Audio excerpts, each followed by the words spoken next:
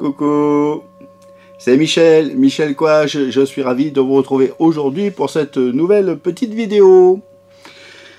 Alors, aujourd'hui, c'est une vidéo à l'arrache, hein, donc voilà, comme d'hab, hein, bon, de toute façon.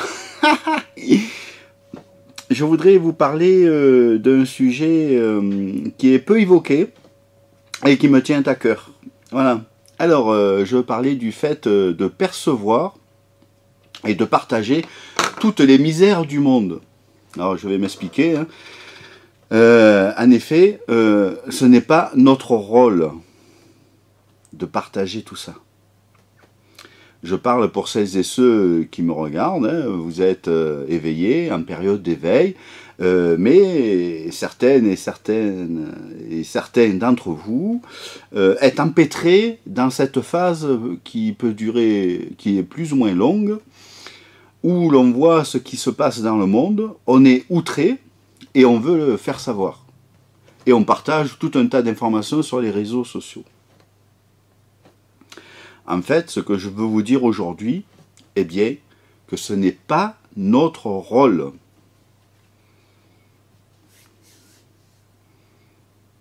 Ça ne sert à rien de partager et de recevoir toute la misère du monde. Non seulement cela ne sert à rien, mais vous n'aurez pas d'influence sur ça. Et surtout, cela vous plombe énergétiquement. Cela vous met dans la colère, dans le ressentiment, dans la vengeance, etc. etc. Est-ce que la revendication est le rôle des êtres éveillés, des êtres de lumière? Bien sûr que non. Et je vais vous expliquer pourquoi. En fait, déjà, le fait de recevoir toute l'actualité négative du monde, cela ne sert à rien, hein, juste à vous plomber, comme je viens de vous le dire. De plus, en s'éveillant, nous devenons souvent hypersensibles, empathes, ce qui est, ça aussi, une étape pour certains sur notre chemin. Nous n'avons pas à prendre sur nos épaules tous les morts du monde, toutes les catastrophes du monde, toutes les mauvaises nouvelles du monde. Cela nous charge négativement, ça nous affaiblit, et on va voir notre monde par ce filtre. Donc il sera très négatif. Hein, nous allons être négatifs. C'est obligé. Puisqu'on focalise que sur les misères du monde. Enfin, je ne sors pas de mon truc. Je vais essayer. Si en plus on partage cela sur les réseaux sociaux, on contamine ainsi des quantités d'autres personnes. Il y en a assez dans les médias. Et ça sert à quoi d'être dans la colère, à part de vous faire du mal? Ça sert à quoi de passer votre temps à ruminer tout ça, à saouler tout votre entourage avec ça? Il faut le dire. Il faut le dire. Alors aujourd'hui, je le dis. Est-ce vraiment le rôle de personnes éveillées et lumineuses? Hein? Ben, bien sûr que non. Hein? Bon, ça coule de source. Et pourtant,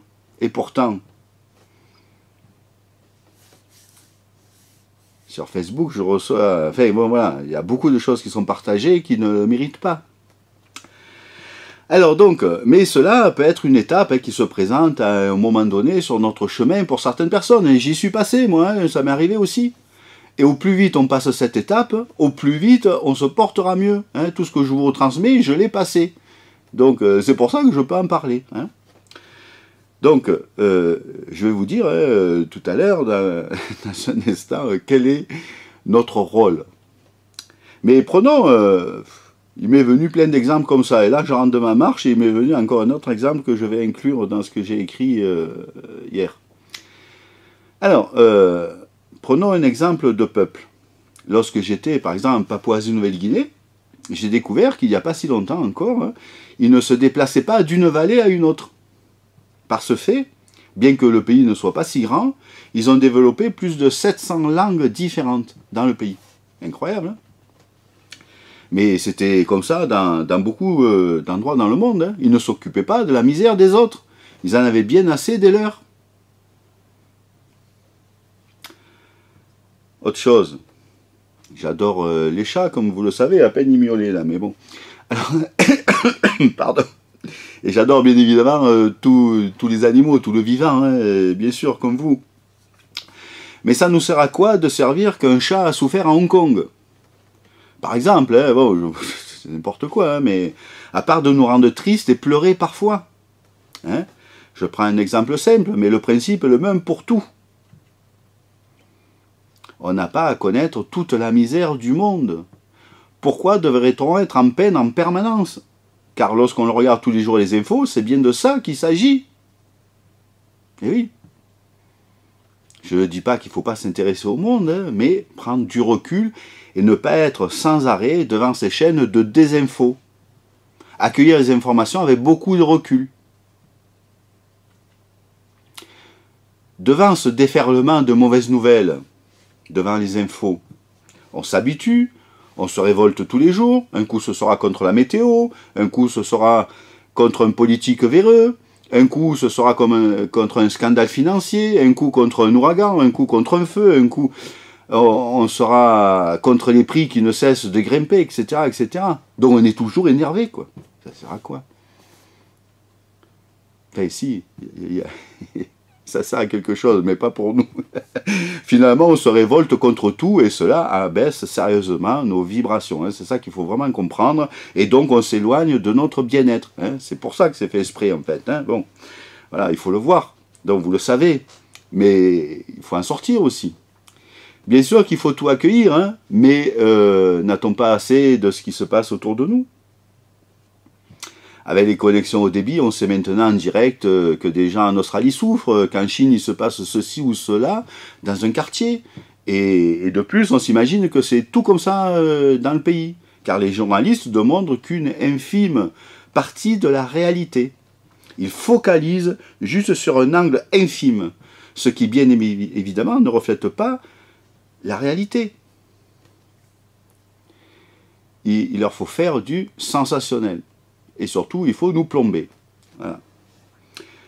Je me souviens, allez, aujourd'hui, c'est la journée des anecdotes.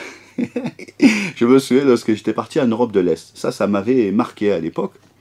Il y a déjà pas mal d'années, hein, parce que ça passe tellement vite. Avant de partir, on montrait aux informations les massacres de Timisoara en Roumanie. Pour les plus anciens, donc vous devez vous en souvenir. Bon, c'était assez terrible.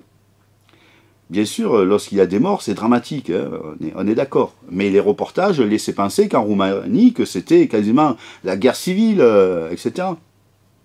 Alors, j'ai traversé la Yougoslavie, où le peuple se révoltait, hein, fait des reportages sur ça. Puis, je suis arrivé en Roumanie. Et lorsque je me suis arrêté à Timisoara, j'ai vu la place qui était filmée sur nos chaînes d'infos, et où l'on voyait des scènes quasiment de guerriera, de guerre, quoi, vraiment. Il fallait de l'émotionnel, de la tristesse. Hein. Tout le monde était en émoi devant ces images télévisées de cette place rendue tristement célèbre. En fait, dans la réalité, et peu après ces faits terribles, hein, j'ai trouvé cette place magnifique. C'est une superbe place, de toute beauté. Mais on ne nous l'a jamais montré. Hein. On nous a montré qu'un angle très serré de la réalité, pour faire du sensationnel. Il fallait insister sur la tragédie, émouvoir les gens. Et tout est comme ça. On focalise que sur 2 mètres carrés de la place, alors que la place est immense et elle est extraordinaire. Et tout à l'heure, en marchant, il m'est venu une autre image. En fait, je prends des cas étrangers. Bon, je sors de mon truc, hein, tant pis. Prenons un exemple français vu par les étrangers. Par exemple, quand il y a des manifestations, des gilets jaunes à Paris, et qu'une poignée d'individus viennent ici pour tout casser, et pas du tout pour les manifestations, hein. Et d'ailleurs, dedans ces casseurs, il y a bien souvent des policiers en civil pour discréditer la revendication de la manifestation. Enfin bon. Donc, les caméras, elles focalisent des gens habillés de noir, qui cassent les vitrines, qui mettent le feu aux voitures et aux poubelles, et les CRS qui chargent et tout ça. Il y a de la fumée partout, c'est des émeutes, voilà. Ça, c'est ce qu'on voit à la télé. Alors effectivement, ça a lieu, on est d'accord. Imaginez les Asiatiques ou les Américains, ou un touriste étranger qui voit ça à la télé. Mais ils se disent, mais Paris, la France, c'est pas possible, c'est la guerre civile, c'est une émeute, on va pas y aller, c'est trop dangereux. Alors qu'en fait, quand vous allez à Paris, tout va bien. Dans toute la France, tout va très bien. Il y a quelques points comme ça, mais dans le monde entier, c'est normal. voyez, de focaliser que sur un point, c'est très dangereux en fait. Alors, je reprends. Lorsque l'on s'éveille et que l'on comprend ces choses-là, effectivement, on a envie de partager à tous, parce qu'on est révolté, en fait. On se dit, mais il faut que tout le monde le sache, de faire connaître ce qui se passe réellement. Que ce soit sur le gouvernement mondial, les alliances avec les extraterrestres, enfin tout, j'englobe tout. Comme je vous le disais, c'est une étape sur notre chemin. Et d'y rester englué est vraiment dommage. On tombe dans un piège. D'autres le feront à votre place. Ce n'est pas le rôle de personnes lumineuses et éveillées. Ben, vous avez encore une étape à franchir en fait. C'est pour ça que je fais cette vidéo. Tout cela crée en nous, encore une fois, de la colère, de la rancœur, du dégoût, de la tristesse et au final de la peur. Hein, souvenez-vous, il y a deux forces, hein, l'amour et la peur. Tout découle de ces deux forces.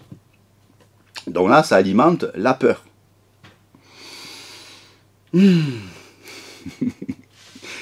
Lors de mon chemin, je pleurais, je pleure encore souvent. Hein. Hier, il y avait, je ne sais pas si vous avez vu, alors c'était toute l'après-midi. Pour une fois, il y avait des bons films. Je fais un petit aparté. Il y avait parce que je devais tourner cette vidéo hier, mais en fait, je pleurais tellement que j'ai dit non, je la ferai demain. Mais évidemment, je sélectionne ce que je regarde à la télé. Et il y avait des bons films pour une fois, c'était sympa, ils s'enchaînaient tous. Il y avait un prêtre, Don Bosco, qui s'occupait au 19e siècle des enfants défavorisés dans les rues. Bon, c'était tellement beau, on ne peut pas ne pas être ému devant ça. Après, il y avait Jean-Paul II, donc il y avait aussi des scènes assez particulières, enfin émouvantes. Et après, ah oui, il y avait, il y avait Saint-Antoine de Padoue, donc ouais, c'était assez bien. Et puis après, ça a enchaîné, et après Gandhi. Donc là, Gandhi, évidemment, voilà, on ne peut pas ne pas être ému, voilà. Donc, c'était chaud hier. Bon, allez, je reprends, excusez-moi. Pas pourquoi j'ai dit ça, mais enfin bon.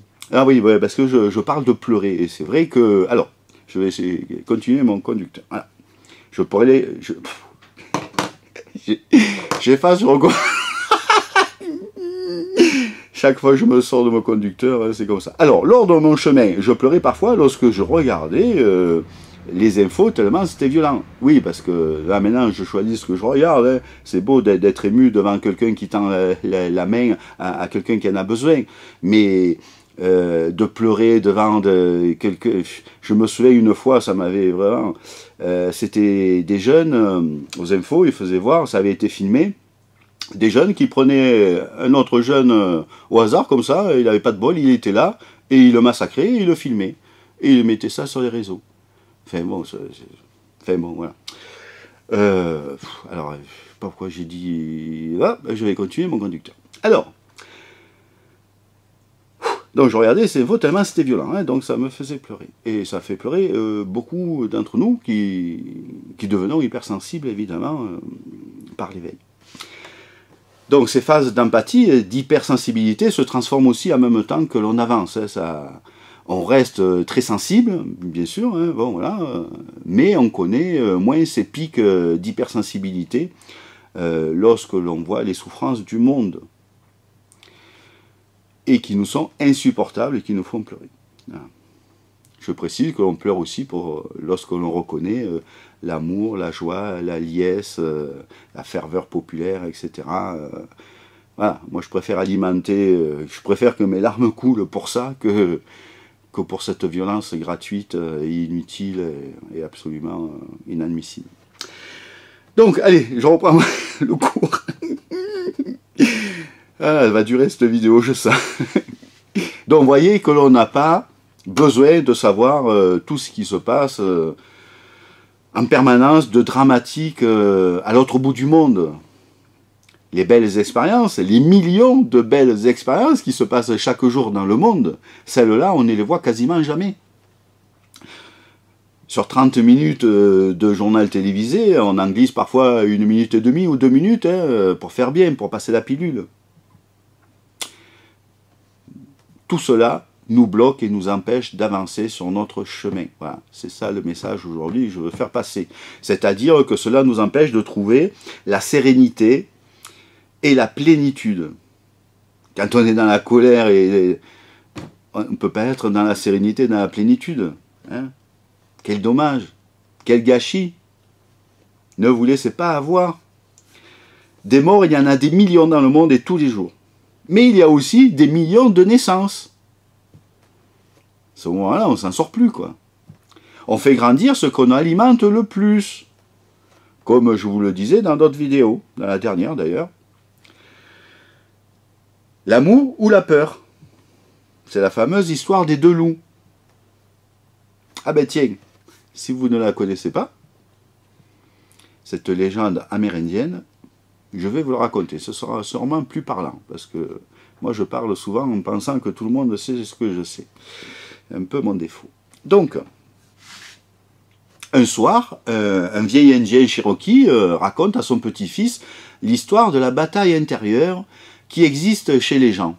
Et il lui dit: mon fils, il y a la bataille entre deux loups à l'intérieur de nous tous. L'un est le mal, c'est la colère, l'envie, la jalousie, la tristesse, le regret, l'avidité, l'arrogance, la honte, le rejet, l'infériorité, le mensonge, la fierté, la supériorité et l'ego. L'autre est le bien.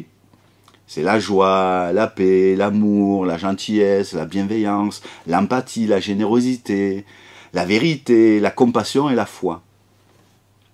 Alors le petit-fils songea à cette histoire pendant un instant et il demanda à son grand-père: mais lequel des deux loups gagne? Et le vieux Cherokee répondit simplement: celui que tu nourris. Voilà. C'est pas plus compliqué que ça. Alors au lieu d'alimenter de la peur, de la colère, du ressentiment envers tout ce qui se passe de dramatique dans le monde et de le partager sur les réseaux et pour partager cette vague de peur, on a autre chose à faire. Vous êtes créateur. Vous créez votre réalité. Beaucoup de gens pensent la subir alors qu'elle est le résultat de ce que l'on nourrit en nous. C'est la loi de cause à effet en fait. Hein, la loi de l'attraction. Voilà pourquoi l'introspection est capitale. Je vous en parle tout le temps et je vous en parlerai tout le temps, parce que sans ça, on ne peut pas être bien. Et le but, pour s'élever, il faut être bien. Hein, voilà. Et oui, je me répète, mais on ne dira jamais assez. Allez voir en vous, faites du ménage à l'intérieur, et votre propre extérieur sera tout propre, plein d'amour, parce que l'extérieur est le reflet de notre intérieur. Hein, on l'a dit 50 fois. L'extérieur est le reflet de notre intérieur. Si c'est compliqué à l'extérieur, c'est que c'est compliqué à l'intérieur. Faites du ménage à l'intérieur et votre extérieur va s'éclaircir en rapport à votre intérieur. On attire ce que l'on vit.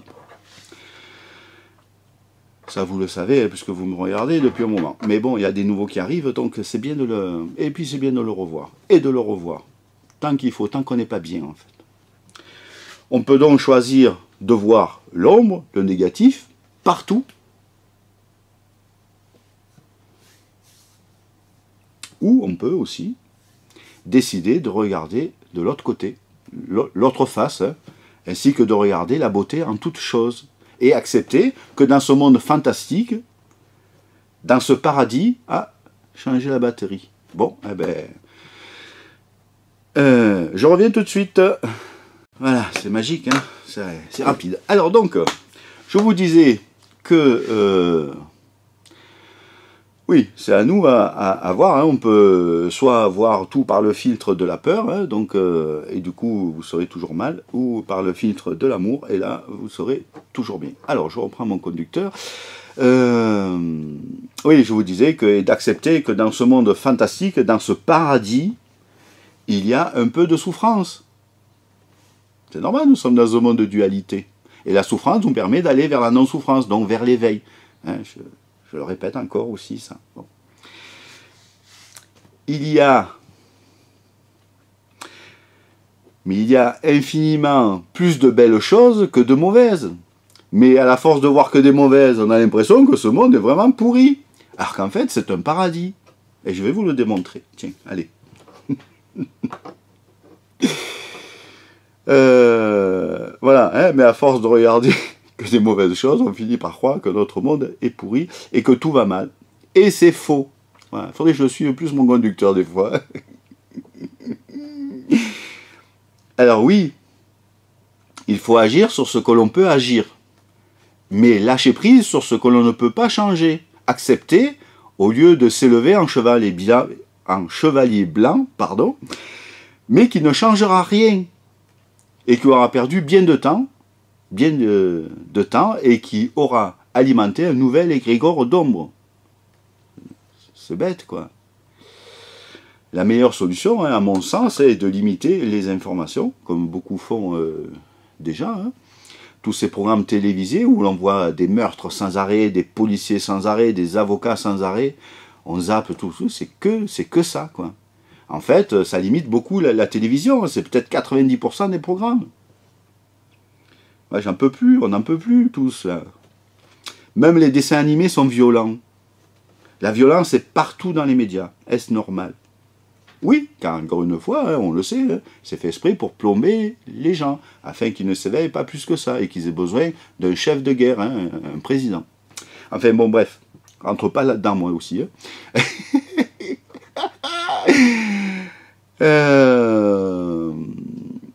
Et ça marche, hein, donc regardez autour de vous, hein, et même peut-être que vous partagez, vous aussi, sur les réseaux, tout ça. Alors, heureusement, hein, nous sommes de plus en plus nombreux à avoir passé ce cap, hein, et c'est tant mieux, car nous avons un autre rôle à jouer, et je vous en félicite. Ne nous laissons pas happer par ce flot incessant de peur, d'insécurité qui se déverse autour de nous. Si vous regardez les infos, regardez-les avec du recul. Ne vous laissez pas happer. Changer votre façon de voir les choses est un très grand pas vers la plénitude. Il ne s'agit pas de se bander les yeux, hein, car c'est vrai que l'on va me le dire, hein, je le vois venir. Ça, c'est ceux qui sont toujours englués dans cette étape. En fait. Nous sommes tout ce qui est. Comprendre ce que l'on est capital, je vous le dis tout le temps. Hein. C'est capital pour progresser vers le bien-être. Il faut comprendre cette phrase qui on ne peut plus importante. Qui est on ne peut plus importante. Il ne suffit pas de le savoir intellectuellement. Hein, si vous le savez intellectuellement, vous ne l'appliquez pas forcément. Mais il faut l'intégrer, hein, la descendre dans son cœur. L'intégrer, sinon elle ne s'appliquera pas. Nous sommes tout ce qui est. La vie est un formidable jeu. Nous jouons. Tout n'est qu'illusion. Alors, se prendre la tête pour tout ça, c'est dommage. Alors que lorsque l'on sait que c'est un jeu, autant jouer avec des cartes gagnantes. Élevez votre conscience afin de voir les choses de plus haut. Afin de voir que vos problèmes, que vous regardez sans cesse, et ça je le dis souvent, à la force de les regarder sans cesse, vous les faites grossir de manière à ce qu'ils deviennent énormes et que vous ne voyez plus que ça au final. Alors que tout autour de vos soi-disant gros problèmes, c'est non-problème. Et c'est cette zone de non-problème qui est à l'infini en fait.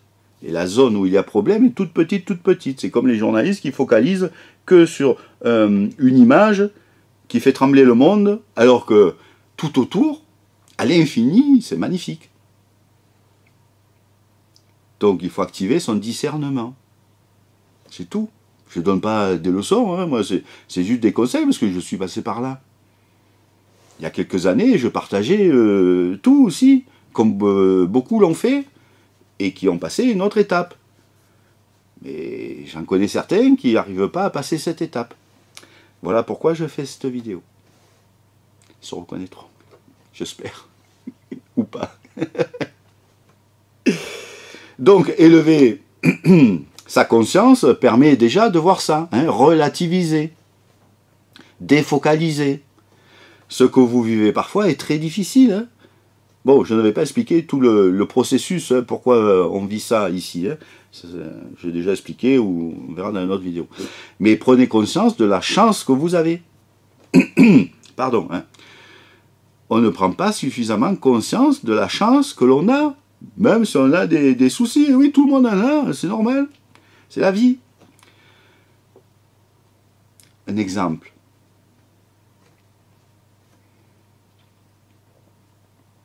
Vous êtes sur la planète Terre. Une planète extraordinaire, qui possède de l'eau en abondance, qui est recouverte de végétation, incroyable, peuplée de millions d'espèces en tout genre. C'est extraordinaire. Une fois, j'ai étudié les planètes habitables avec ma guidance. C'est à mes débuts. Et j'ai été étonné que notre planète fasse partie des 8 plus jolies planètes de l'univers, qui doit en contenir des milliards de milliards sans doute. Les 8 plus jolies. C'est une chance incroyable. Bon, on l'a choisi hein, avant l'incarnation, mais là on est en incarnation, donc soyons conscients de la chance que l'on a. Regardez la planète Mars, où l'on dépense des milliards, plus que des milliards, des billions, pour aller s'y installer, alors que c'est tout cramé, il n'y a rien. Comment on peut vivre sur la Terre cramée? On pense à terraformer Mars, en injectant des milliards de milliards. Puis maintenant que vous avez vu cette planète rouge cramée, où l'on veut aller s'installer, revenez sur notre planète Terre et prenez conscience à quel point elle est extraordinaire. Vous voyez de la vie partout, de l'eau partout, de la végétation partout, des animaux partout. Enfin, des animaux, il y en a beaucoup moins partout malheureusement. Et tout l'argent injecté pour essayer de vivre sur Mars pourrait reterraformer notre Terre, parce qu'on l'a tellement abîmé, mais c'est pas trop tard. Et il resterait encore beaucoup d'argent pour supprimer la faim dans le monde. Donc voilà, ce sont des choix. Oui, bien sûr, hein, une poignée d'humains, hein, d'ailleurs souvent pas si humains que ça, hein, mais bon, on ne va pas rentrer là-dedans, hein, sans scrupules, avides de pouvoir et d'argent, hein, dévastent notre si bel héritage, hein, on le sait tous, hein, on le voit tous. Ici la branche sur laquelle nous sommes assis. Mais nous y travaillons. Chaque être lumineux qui répand son amour travaille à libérer notre si jolie planète Terre. Et nous y arriverons en remplissant notre rôle, et certainement pas en répandant de la colère. Voyez les côtés positifs dans votre vie. Déjà, nous sommes vivants. C'est une chance incroyable, il y en a qui ne peuvent pas en dire autant. Et ouais. Nous sommes pour la plupart à l'abri. C'est important. Et nous mangeons pour la plupart à notre faim. Il faut en avoir conscience de temps en temps, plutôt que de croire que tout est là en abondance et c'est normal. Nous avons une famille, c'est merveilleux. Nous connaissons l'amour. L'amour avec son ou sa partenaire. L'amour avec ses enfants. L'amour avec ses animaux de compagnie. Ses parents, pardon. L'amour avec ses parents. L'amour avec les animaux de compagnie. Ses animaux de compagnie. L'amour avec ses amis. L'amour de la nature, l'amour de ce que l'on fait, etc., etc. Encore une chose, tiens. Nous roulons dans des véhicules magnifiques, sur de belles routes, sur la planète Terre. Il faut y penser, hein. Reconnaissez que ça pourrait être pire. Ça m'arrive régulièrement d'y penser, moi, quand je roule. Et après cela, vous ne pouvez être que dans la gratitude. Vous êtes tranquille, là. Une voiture super. C'est plus la 4L. Hein. Quoique la 4L était bien aussi. Hein. C'était déjà... Enfin bon, bref. Et vous êtes sur de belles routes et vous avez des paysages. Bon, ici, c'est la campagne. Hein, donc on a les forêts, les bois. C'est merveilleux. Mais on n'en a plus conscience parce que maintenant, à la force d'être pris dans nos soucis et notre vie métro boulot dodo, on ne voit plus cette chance-là.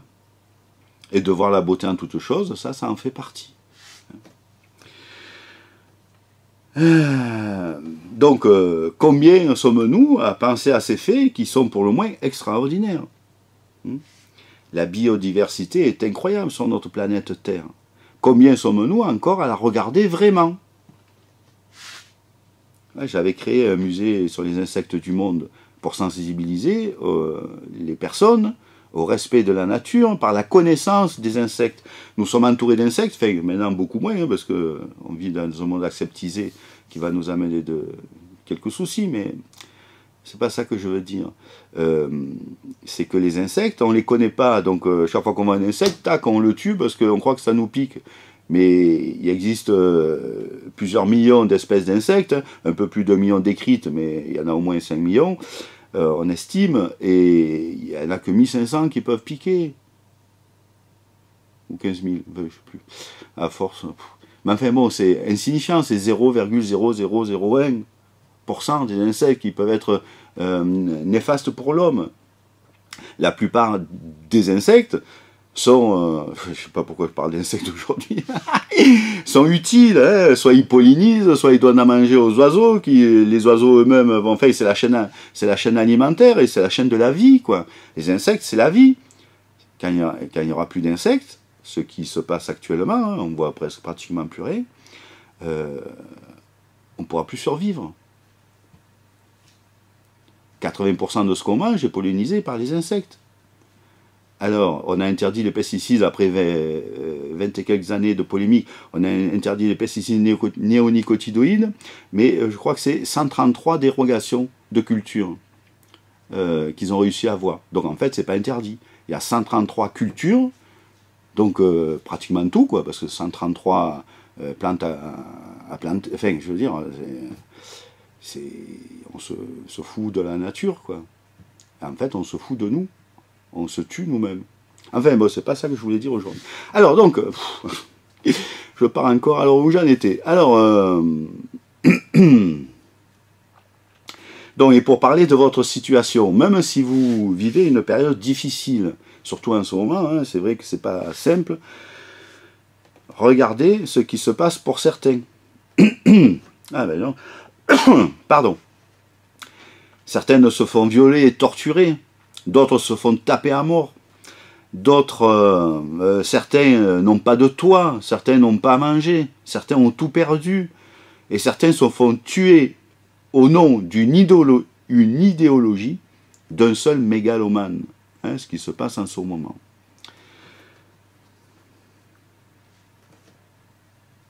Être conscient que notre vie n'est pas si mal est déjà un premier pas.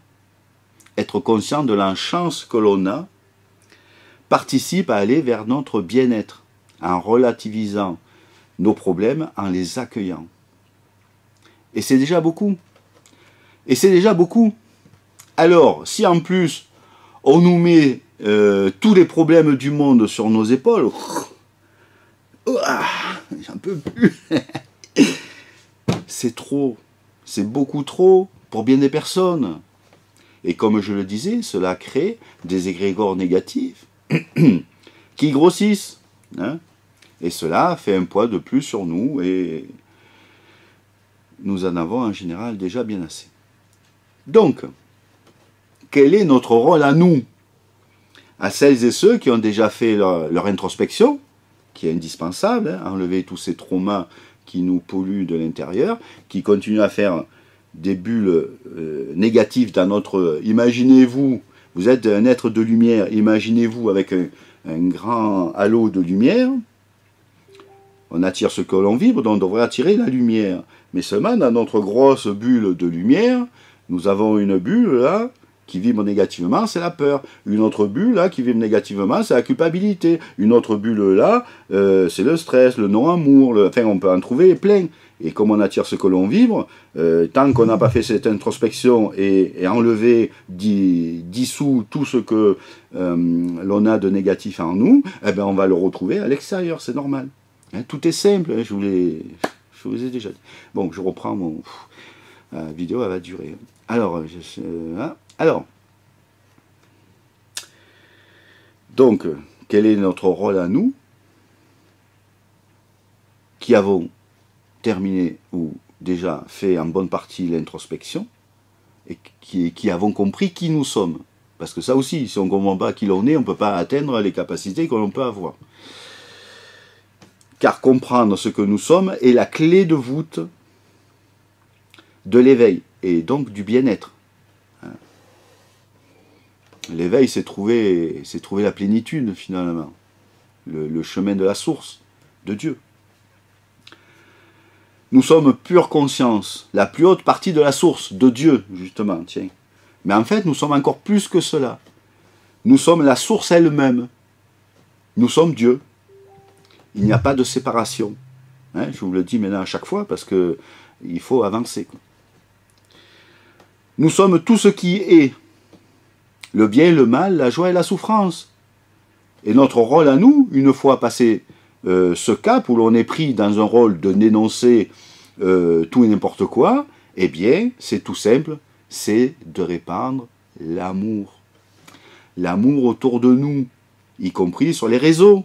Et ainsi, on crée des égrégores positifs, des égrégores d'amour. Et cela permet de ressentir un calme intérieur. Enfin, répandez la lumière que vous êtes, l'amour que vous êtes. Incarnez ce que vous êtes de plus haut. Ainsi, vous serez des petites lanternes sur la map monde, là, et au plus, on saura à éclairer nos lanternes, comme les petits drapeaux que j'ai mis, au plus, le monde s'éclairera. La lumière éclaire l'ombre.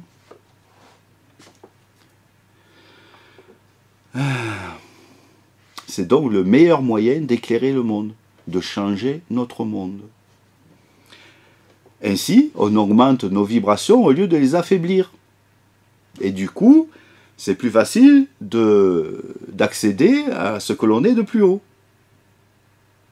Au lieu d'être dans un cercle vicieux, on est dans un cercle vertueux. Ça change tout. Et c'est pas compliqué.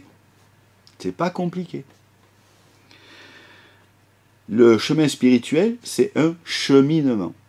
On chemine pour avancer à ce que l'on est de plus haut, ce que l'on est vraiment. Retrouver ce que nous sommes, ce que nous avons toujours été. C'est ça le chemin.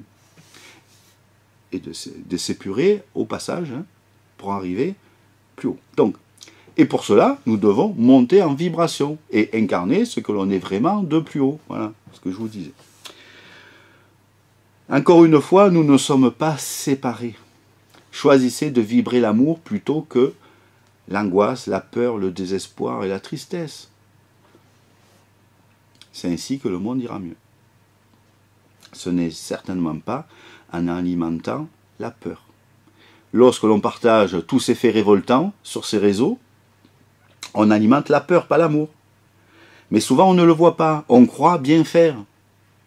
Non, c'est la pire à personne, j'y suis passé. Mais je vois que l'on s'englue. Et il y a encore beaucoup de personnes dans ce cas-là. Comme je l'ai dit, on a le choix. Soit vous décidez d'alimenter la peur, mais vous ne trouverez jamais la plénitude ainsi. Vous ne trouverez jamais la plénitude ainsi. Soit vous choisissez d'alimenter l'amour, et petit à petit, vous allez vivre un jeu merveilleux. Et vous trouverez le bien-être et la plénitude. C'est aussi simple que ça. Je me répète, mais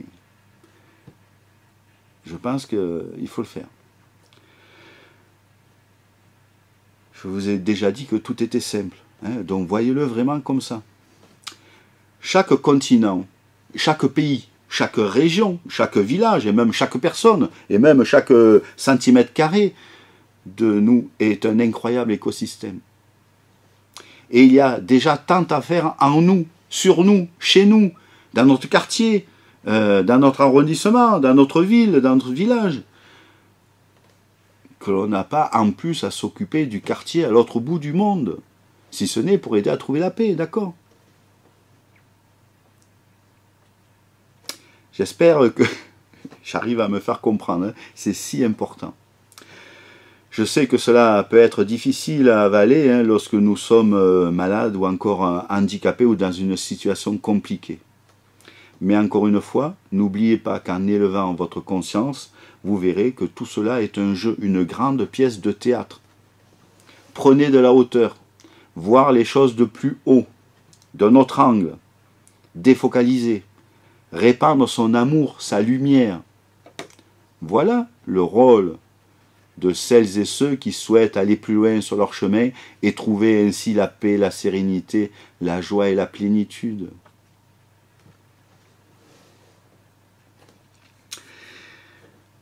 Donc, comme je vous le disais, hélas, je connais encore bien des personnes dans ce cas et j'espère que cette vidéo pourra aider à dépasser ce stade.